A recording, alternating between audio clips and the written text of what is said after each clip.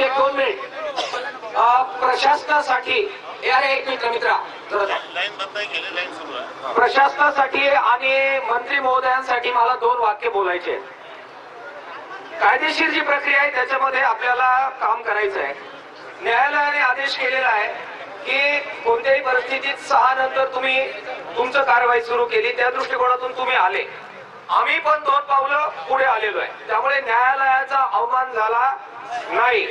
पण न्यायालयाचा वापर करून जर आंदोलन दडपण्याची प्रक्रिया यापुढेही तुम्ही सुरू ठेवली तर जेलला आम्ही घाबरत नाही हा संदेश सुद्धा आम्ही आज दिलेला.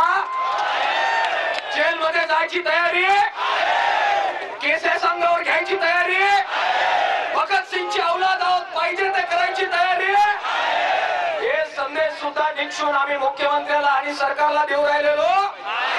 हा नंबर 1.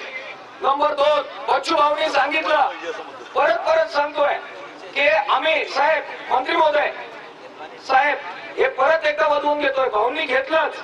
आम्ही चर्चेला जात असताना मागे आंदोलनाची जी आत्ताची परिस्थिती आहे ती तशीच ठेवण्याचा शब्द तुमच्याकडून हवा.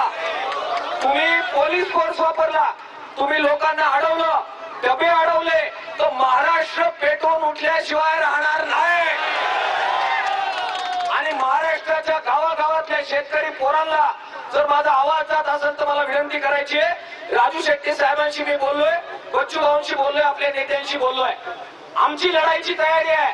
उद्या मंत्रालयामध्ये बैठक होणार आहे. मंत्रालयात फक्त एवढ्याच लोकांना कर्जमाफी हवी आहे का? नाही, महाराष्ट्रभराच्या सगळ्या शेतकऱ्यांना हवी आहे. बरोबर आहे का? 11 वाजता उद्या बैठक होणार आहे. 11 वाजता गावागावातील आम्ही जाणार ना 11 वाजता येऊन किंवा काय उद्या दिवसभरात बैठक होणार आहे.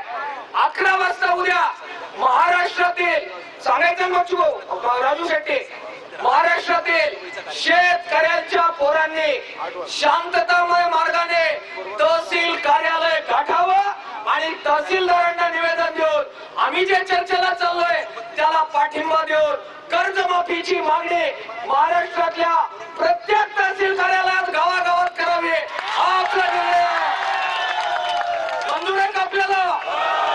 गावातली राहिलेली पोरं आपल्याला पाठिंबा देणार की नाही? उद्या तहसील कार्यालयात निवेदन द्यायला जाणार की नाही? आपल्या बाबाचा 7-12 कोरा करण्यासाठी, आपल्या मीटिंगला पाठबळ देण्यासाठी उद्या निवेदन देणार की नाही? एकीकडे आंदोलन आणि दुसरीकडे चर्चा, हाच मार्ग आहे. भगतसिंगची औलाद आहोत.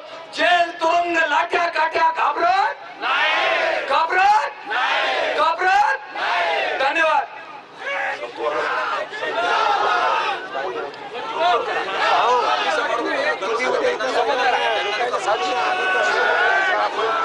आता लोकांना नोटीस काढायला लागेल आणि त्यांची नावं तुम्ही नावं घेऊन द्या. देतो आम्ही थोड्या. मी दोन्ही मंत्री महोदयांना धन्यवाद देतो. शासनाकडून एक सकारात्मक संध्याकाळी पर्याय घेऊन प्रस्ताव घेऊन आपण या ठिकाणी आलात. आम्ही कोर्टाचाही मान राखून रस्ता खुला करतोय. आमचे सगळे लोक बाजूच्या मैदानामध्ये थांबतील. इथं लाईट बंद झाली असेल तर ती चालू करावी आणि उद्या पिण्याच्या पाण्याची व्यवस्था करावी आणि उद्या शौचालयाच्या गाड्या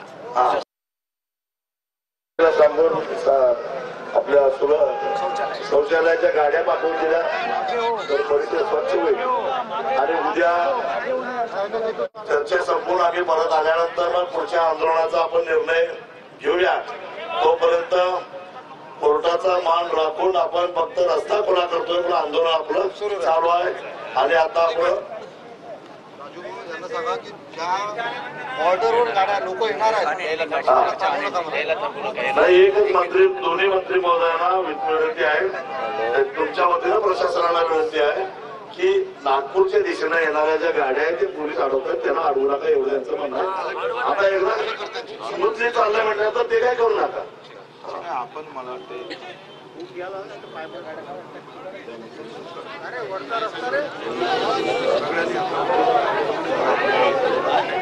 हा, आता सगळ्यांनी उठून चला. एक मिनिट थांबा थोडस. तुम्ही निघा थोडं बसा. एक मिनिट बसा. आपण आता एक निर्णय जाहीर करू का 31 तारखेला 12 वाजता म्हणजे उद्याची मीटिंग सकारात्मक झाली तर ठीक आहे, नाहीतर 31 तारखेला आपण रेल रोको करणार आहे. हा ठीक आहे. एक बाईट करून टाकू बच्चू भाऊ म्हणजे आमच्यासाठी बैठकीला